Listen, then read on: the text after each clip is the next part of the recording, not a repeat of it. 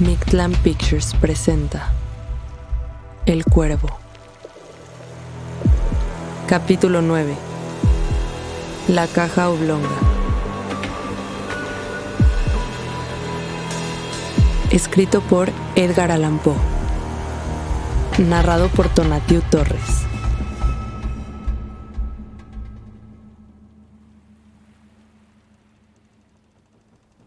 Mi intención era viajar de Charleston, en Carolina del Sur, a Nueva York. Para ello reservé un pasaje en el magnífico vapor Independence, al mando del capitán Hardy. Zarparíamos el 15 de junio, si el tiempo nos lo permitía. El 14, un día antes, subí a bordo para arreglar unas cosas de mi camarote. De ese modo descubrí que habría un gran número de pasajeros, incluida una cantidad de mujeres superior a la común. En la lista figuraban varios conocidos míos. Entre otros nombres, me alegré de encontrar el de Mr. Cornelius Wyatt, un joven artista que me inspiraba un profundo sentimiento amistoso. Fuimos condiscípulos en la universidad y solíamos andar siempre juntos. Su temperamento era el de todo hombre talentoso y se apreciaba una mezcla de misantropía, sensibilidad y entusiasmo. A esto se unía el corazón más ardiente y sincero que jamás haya latido en pecho humano. El nombre de mi amigo aparecía en las puertas de 3 camarotes. Después de recorrer de nuevo la lista de pasajeros, supe que sacó pasaje para sus 2 hermanas, su esposa y él mismo. Los camarotes eran muy amplios, con 2 literas una sobre otra, cada una tan estrecha que no podía recibir a más de una persona. De cualquier modo, no alcancé a comprender la razón de que hubiera reservado 3 camarotes para 4 personas. En aquel entonces yo me encontraba justo en uno de esos estados de melancolía espiritual que inducen al hombre a mostrarse anormalmente inquisitivo sobre meras nimiedades.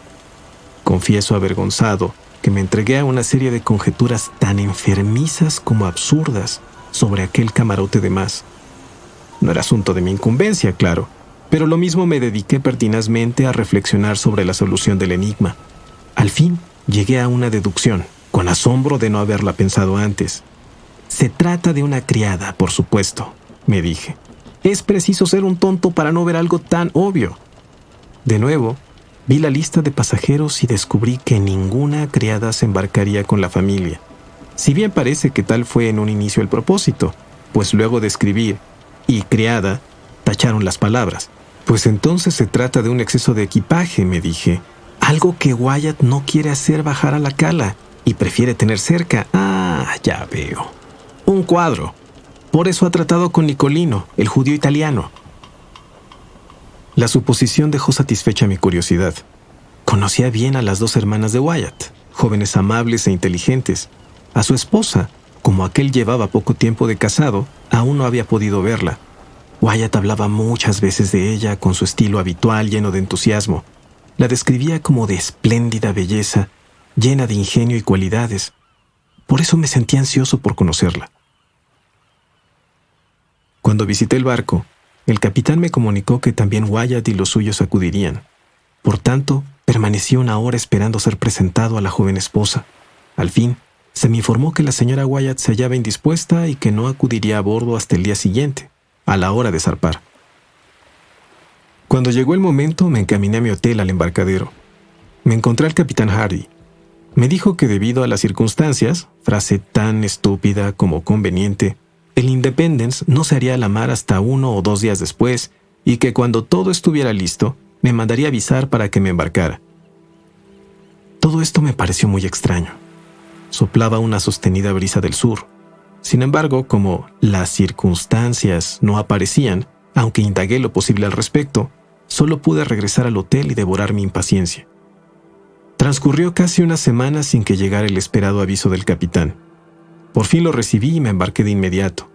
En el barco, atestado de pasajeros, había la confusión habitual en el momento de izar velas. El grupo de Wyatt llegó unos 10 minutos después que yo. Allí vi a las 2 hermanas, a la esposa y al artista, este último en uno de sus habituales accesos de melancólica misantropía. Pero conocía muy bien su humor para prestarle especial atención. Ni siquiera se molestó en presentarme a su esposa, y este deber de cortesía quedó a cargo de su hermana Miriam, amable e inteligente, Con breves y presurosas palabras nos presentó el uno a la otra. Un espeso velo cubría a la señora Wyatt. Cuando lo levantó para responder mi saludo, me quedé profundamente asombrado. Aunque mucho más me hubiera asombrado de no tener ya el hábito de aceptar a beneficio de inventario las entusiastas descripciones de mi amigo cuando se explayaba sobre la hermosura femenina. Cuando la belleza constituía su tema, sabía con qué facilidad se remontaba a las regiones del puro ideal. En realidad no pude dejar de advertir que la señora Wyatt era una mujer vulgar. Si no fea del todo, me temo que no se encontraba muy lejos de serlo. Vestía, sin embargo, con un gusto exquisito, y no dudé de que hubiera cautivado el corazón de mi amigo con las gracias más perdurables del intelecto y el alma. Dijo pocas palabras, y en el acto entró en el camarote acompañada de su esposo. La curiosidad volvió a dominarme. No había criada, y de eso no cabía duda.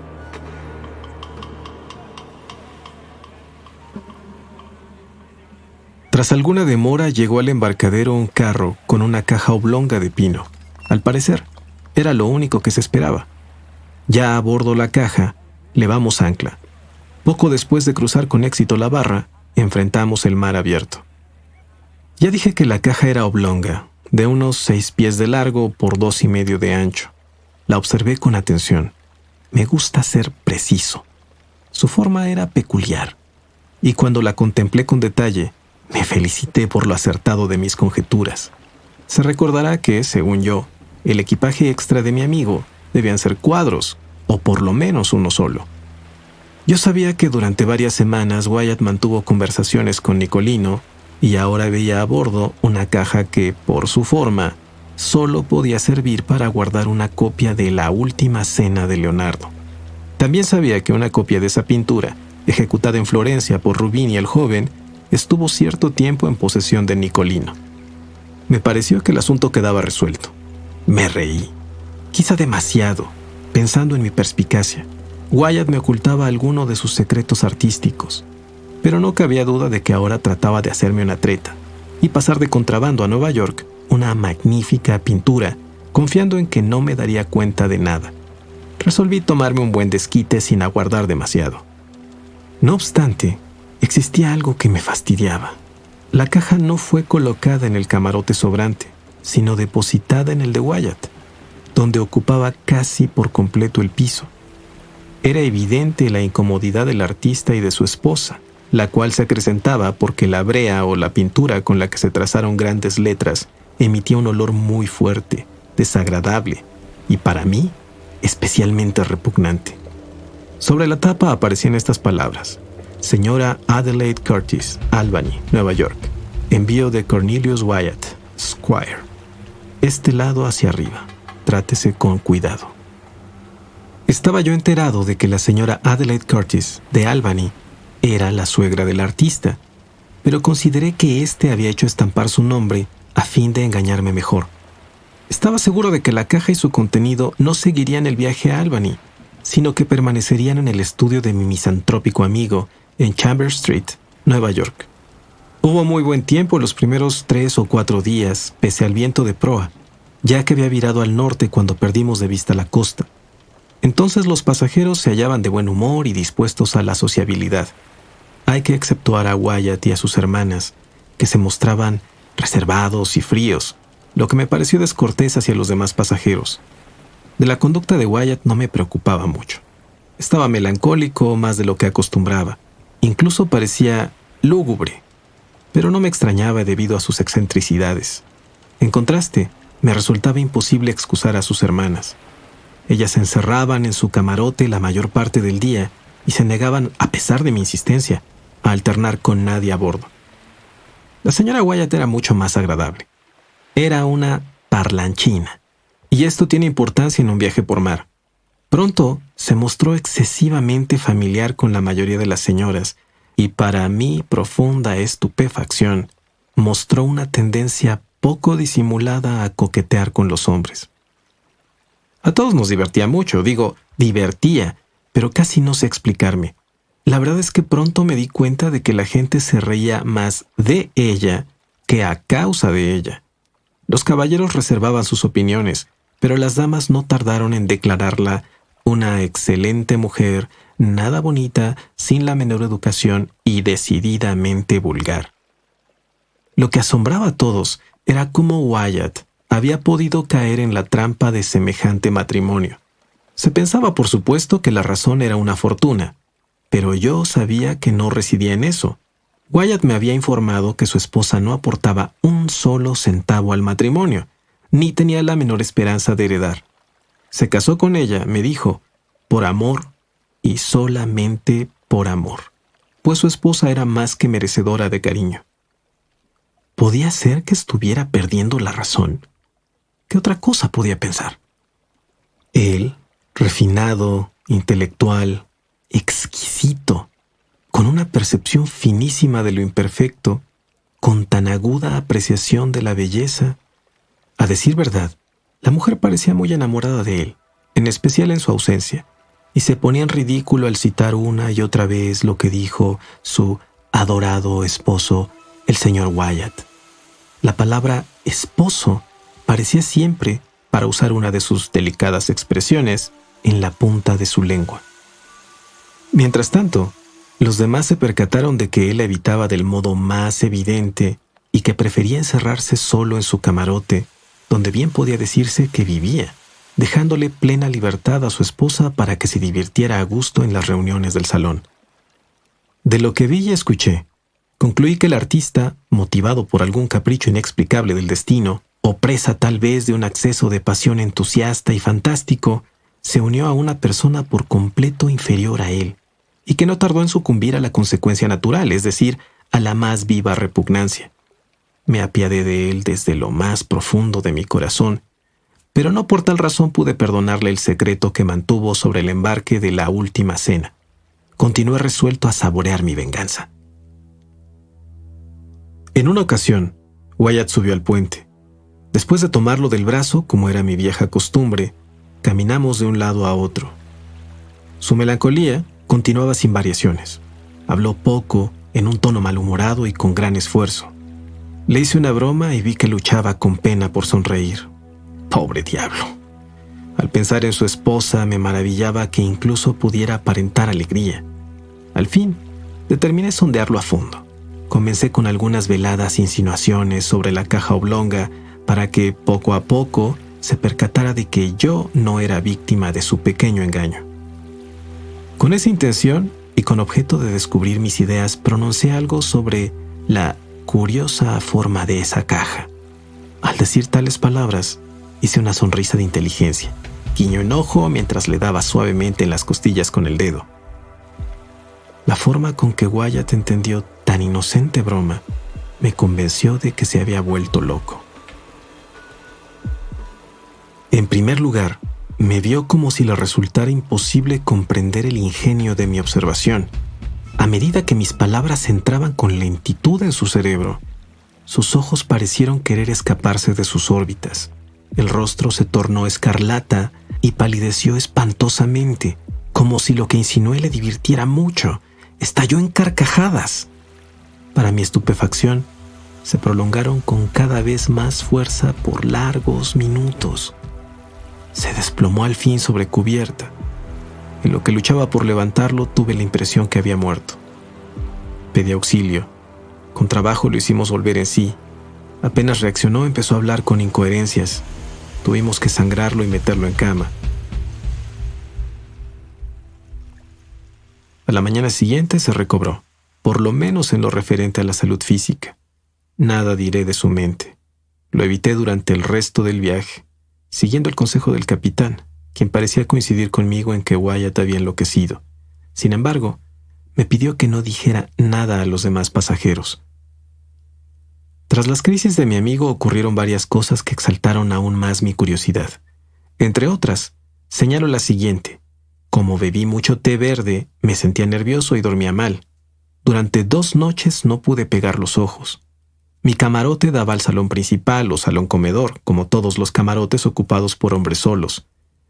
Las 3 cabinas de Wyatt comunicaban con el salón posterior, separado del principal por una puerta ligera y corrediza que no se cerraba nunca, ni siquiera de noche. Como continuábamos navegando con viento contrario, el barco escoraba acentuadamente a sotavento. Cada vez que el lado de estribor se inclinaba en ese sentido, la puerta divisoria se corría y permanecía en esa posición, sin que nadie se molestara en levantarse para cerrarla. La posición de mi camarote hacía que, cuando tenía abierta la puerta, lo que ocurría siempre debido al calor, pudiera ver claramente el salón posterior e incluso la parte a donde daban los camarotes de Wyatt. Así, durante 2 noches no consecutivas en que me hallaba despierto, vi que a eso de las 11, la señora Wyatt salía con cautela del camarote de su esposo y entraba en el camarote sobrante. Allí permanecía hasta la madrugada, hora en que Wyatt iba a buscarla y la hacía entrar de nuevo en su cabina. Era claro que el matrimonio estaba separado. Ocupaban habitaciones aparte, sin duda a la espera de un divorcio más absoluto. Pensé que en eso residía, después de todo, el misterio del camarote suplementario. Me interesó además otra circunstancia. Durante las mencionadas 2 noches de insomnio, y luego de que la señora Wyatt entró en el tercer camarote, me atrajeron ciertos sonidos ahogados que brotaban del de su esposo. Escuché por un tiempo y pude explicarme a la perfección su sentido. El artista era quien producía esos ruidos al abrir la caja oblonga con su escoplo y una masa, esta última envuelta en alguna materia algodonosa o de lana que amortiguaba los golpes. De tanto escuchar, me pareció que lograba distinguir el justo momento en que Wyatt levantaba la tapa y también cuando la retiraba a fin de depositarla en la litera superior de su cabina. Me di cuenta de esto último por los golpecitos que daba la tapa contra los tabiques de madera del camarote, mientras que Wyatt trataba de depositarla con suavidad en la litera, dado que no había espacio en el suelo. A eso seguía un profundo silencio, sin que volviera a escuchar nada hasta el amanecer, salvo, si cabe mencionarlo, un leve sonido, semejante a sollozos o suspiros, tan sofocados que resultaban casi inaudibles, a menos que se tratara de mi imaginación. Dije que aquello hacía pensar en sollozos o suspiros, pero muy bien podía tratarse de otra cosa. Más bien cabía pensar en una ilusión de los oídos. De acuerdo con sus hábitos, Wyatt se entregaba a uno de sus caprichos, dejándose llevar por un arrebato de entusiasmo artístico, y abría la caja para regalar a sus ojos el tesoro pictórico que en ésta se encerraba. Por supuesto, nada había en esto que justificara un rumor de sollozos. Repito, por tanto, que debía tratarse de una alucinación de mi mente, excitada por el té verde del excelente Capitán Hardy. Durante las 2 noches de las que hablo, poco antes del alba, oí cómo Wyatt volvía a colocar la tapa sobre la caja oblonga, introduciendo los clavos en sus agujeros con la masa envuelta en trapos. Hecho esto, salía de su camarote completamente vestido e iba en busca de la señora Wyatt, quien se hallaba en la otra cabina. Después de 7 días en el mar y habiendo dejado atrás el cabo Hatteras, nos asaltó un fuerte viento del sudoeste. El tiempo, que ya se perfilaba amenazante, no nos tomó desprevenidos. Todo estaba bien dispuesto, y cuando el viento se intensificó, los condujimos con 2 rizos de la mesana cangreja y con el trinquete. De esa manera navegamos sin peligro por 48 horas. El barco era muy resistente al mar y no había peligro de naufragio. Sin embargo, al cabo de dicho tiempo, el viento se transformó en un huracán y la mesana cangreja se despedazó. Quedamos de tal modo a merced de los elementos que algunas inmensas y sucesivas olas nos barrieron. Perdimos a 3 hombres y quedaron despedazadas las amoradas de babor, la cocina. Cuando recobramos un poco de calma, el trinquete voló en jirones y nos vimos obligados a izar una vela de estay. Así resistimos algunas horas porque el buque capeaba el temporal con mayor estabilidad. El huracán, sin embargo, mantenía su fuerza sin dar señales de amainar. Nos dimos cuenta de que la enjarciadura se hallaba en mal estado y que soportaba una excesiva tensión.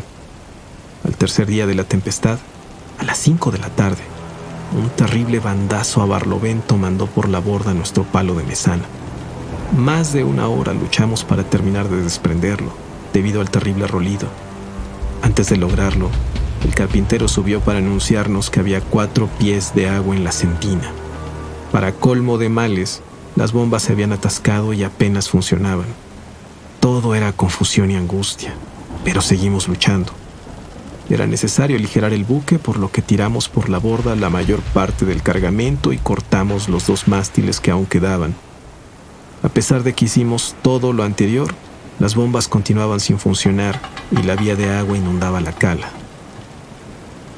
Cuando se puso el sol, el huracán amainó sensiblemente y como el mar se calmó, surgieron esperanzas de salvación en los botes. A las 8 de la noche se abrieron las nubes a barlovento. La ventaja fue que nos iluminó la luna llena. Esto devolvió el ánimo a nuestros espíritus abatidos. Tras una increíble labor, pudimos al fin botar al agua la chalupa y embarcamos en ella a toda la tripulación y a la mayor parte de los pasajeros. La chalupa se alejó y después de una gran cantidad de padecimientos llegó sana y salva a Ocracoke Inlet, 3 días después del naufragio. 14 pasajeros y el capitán permanecimos a bordo, prestos para intentar fortuna en el esquife de popa. Lo botamos sin dificultad, aunque solo por milagro no se volcó al tocar el agua. En él embarcaron el capitán y su esposa, Wyatt y su familia, un oficial mexicano con su esposa y sus 4 hijos, y yo con mi criado negro. Naturalmente, no había espacio sino para pocos instrumentos necesarios, provisiones y las ropas que vestíamos. Nadie pensó siquiera en salvar otros bienes. ¿Cuál sería nuestra estupefacción cuando apenas nos alejamos del barco? Vimos a Wyatt ponerse de pie en la popa del bote y con frialdad pedí al capitán Hardy que nos acercáramos otra vez al barco para embarcar su caja oblonga. «Tome asiento, señor Wyatt», replicó el capitán con cierta severidad. «Va a hacer zozobrar el bote si no se pone tranquilo. ¿Acaso no ve que la borda está al ras del agua?» «¡La caja!», vociferó Wyatt, siempre de pie. «¡La caja, capitán Hardy! No puede rehusar lo que le pido. No es posible. No pesa casi nada. Apenas una nada. Por la madre que le dio a luz, por el amor del cielo, por lo que más quiera, le imploro que regresemos a buscar la caja». Por un instante el capitán pareció conmovido por las súplicas, pero no tardó en recobrar su aire severo y dijo: «Señor Wyatt, está usted loco. No lo escucharé. Le digo que tome asiento o el bote va a zozobrar. Ustedes, sujétenlo, pronto, o saltará al agua». Demasiado tarde. Cuando el capitán dijo esas palabras, Wyatt se había arrojado al agua. Todavía estábamos al socaire del buque, por lo que, tras un esfuerzo sobrehumano, logró sujetarse con una cuerda que colgaba a proa. Un instante después trepaba a cubierta y corría con frenesí hacia la escotilla que conducía a los camarotes. Mientras tanto, llegábamos a la popa del barco. Sin la protección del casco quedamos a merced del terrible oleaje. Nos esforzamos por acercarnos otra vez, pero nuestro pequeño bote era como una pluma en el soplo de la tempestad. Solo una ojeada fue suficiente para comprender que el destino del infortunado artista estaba sellado. A medida que aumentaba nuestra distancia del buque casi sumergido, el loco aparecía de nuevo en cubierta y con fuerzas semejantes a las de un gigante arrastraba la caja oblonga. Estupefactos lo observábamos y entonces vimos que ataba con rapidez una cuerda a la caja y la pasaba varias veces por su propio cuerpo. Poco después, ambos caían al mar y desaparecían para siempre. Por un instante dejamos de remar y clavamos la mirada en el sitio del drama. Finalmente reanudamos nuestros esfuerzos y transcurrió 1 hora sin que nadie dijera nada. Yo me atreví a insinuar una observación. ¿Se dio cuenta, capitán, de la manera en que se hundieron de golpe? ¿No le resulta curioso? Confieso que por un momento conservé la débil esperanza de que Wyatt se salvara al ver que se ataba la caja y se confiaba al mar. «Claro que se hundieron, y lo hicieron con la rapidez de una bala de plomo», agregó el capitán. «Pero volverán a subir a la superficie, aunque no antes de que la sal se disuelva». «¿La sal?», exclamé. «Shh», dijo el capitán, señalándome a la esposa y a las hermanas del difunto. «Ya hablaremos de esas cosas en una ocasión más oportuna. Sufrimos mucho y apenas escapamos de la muerte, mas la fortuna nos favoreció al igual que a nuestros camaradas de la chalupa. Más muertos que vivos, después de 4 días de horrible angustia, al fin tocamos tierra en la playa opuesta a Roanoke Island. Estuvimos allí una semana, pues los raqueros no nos trataron mal y hallamos la manera de llegar a Nueva York. Tras un mes de la pérdida de la Independence, me encontré por casualidad en Broadway con el capitán Hardy. Naturalmente, nuestra conversación versó sobre el naufragio y, en especial, sobre el triste destino del pobre Wyatt. Entonces me enteré de los siguientes detalles. El artista adquirió pasajes para él, su esposa, sus 2 hermanas y una criada. Tal como lo había descrito, su esposa era la más encantadora y cultivada de las mujeres. El 14 de junio por la mañana, cuando visité por vez primera el barco, la señora Wyatt enfermó repentinamente y murió. El joven esposo se hallaba enloquecido de dolor, pero las circunstancias le impedían aplazar su viaje a Nueva York. Era necesario que llevara a su madre el cuerpo de la amada esposa. Sin embargo, no ignoraba que un prejuicio universal le impediría hacerlo abiertamente. De cada 10 pasajeros, 9 habrían abandonado el barco antes de hacerse a la mar acompañados por un cadáver. En tal dilema, el capitán Hardy estuvo de acuerdo con que el cuerpo, parcialmente embalsamado y entre espesas capas de sal, fuera colocado en una caja de dimensiones adecuadas. Como si se tratara de una mercancía, el cuerpo fue subido a bordo. No se diría nada sobre el fallecimiento de la dama. No obstante, como ya se sabía que Wyatt había tomado pasaje para él y su esposa, fue preciso encontrar a alguien que desempeñara el papel de manera voluntaria. Se conservó el camarote sobrante, que en principio fue tomado para la criada, quien dormía allí, como se supondrá, todas las noches. De día representaba, como sus posibilidades se lo permitían, el papel de ama. Se tuvo el cuidado de verificar previamente que su persona era desconocida por los pasajeros. Mi engaño nació de un temperamento muy negligente, inquisidor e impulsivo. Desde entonces, es muy raro que duerma bien por las noches. De cualquier lado que me vuelva existe un rostro que me hostiga, y en mis oídos resonará siempre aquella risa histérica.